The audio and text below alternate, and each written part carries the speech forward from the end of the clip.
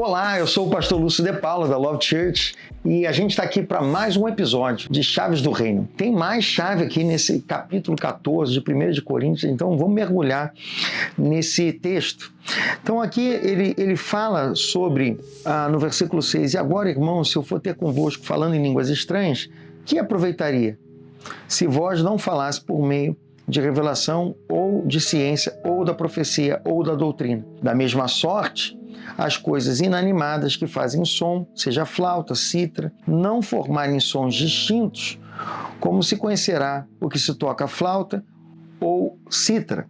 Assim também vós, se com a língua não pronunciares palavras bem inteligíveis, como se entenderá o que diz? Porque estareis como falando ao ar.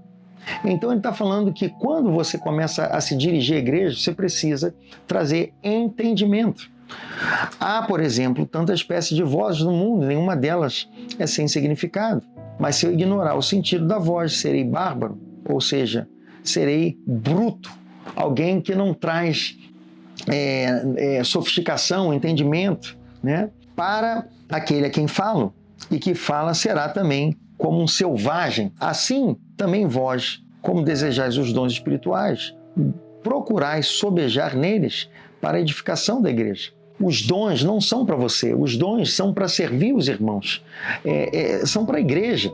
Pelo que fale em língua estranha, ore para que possa interpretar. Porque quando alguém começa a orar em línguas publicamente, para que haja ordem no culto, a Bíblia ensina que é importante que alguém se levante para trazer interpretação daquilo, para que a igreja seja edificada, senão só a pessoa que está orando em línguas vai ser edificada. Você percebe que o nosso Deus é um Deus de ordem? Bom, aqui ele fala que se eu orar em língua estranha, o meu espírito ora bem, mas o meu entendimento fica sem fruto, infrutífero. Que farei, pois? Orarei com o espírito, mas também orarei com entendimento. Ninguém está falando que você não pode orar em línguas. Aqui está falando que quando você orar em línguas, você precisa também, publicamente, né? Você precisa pedir ao Espírito Santo interpretação, que algum irmão se levante trazendo interpretação daquela oração para que haja edificação e entendimento. Cantarei com o espírito, mas também cantarei com entendimento. Isso é algo poderoso.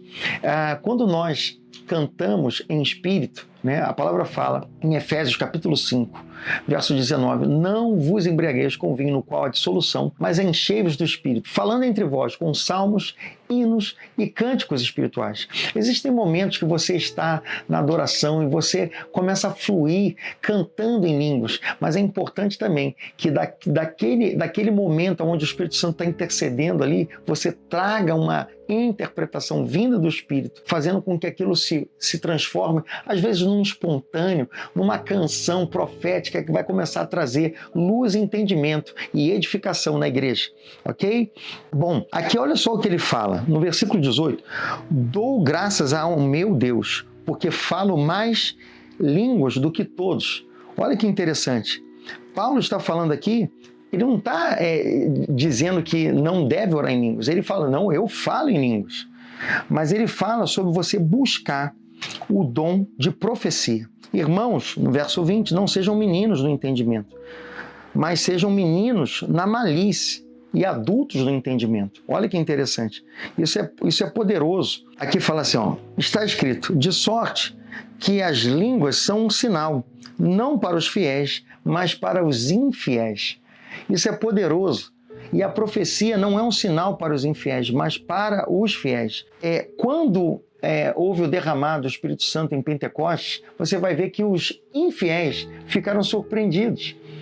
Mas quando Pedro se levanta e profeticamente começa a trazer uma mensagem, aquilo traz quebrantamento e salvação. Então aqueles infiéis deixam de ser infiéis e se transformam em fiéis. A profecia tem esse propósito, edificação para a igreja, para os fiéis. Se, pois, toda a igreja se congregar num lugar e todos falarem línguas estranhas e estiverem doutos ou infiéis, como eles não dirão, eles estão loucos? Mas se todos profetizarem e algum infiel entrar, de todos é convencido, de todos é julgado.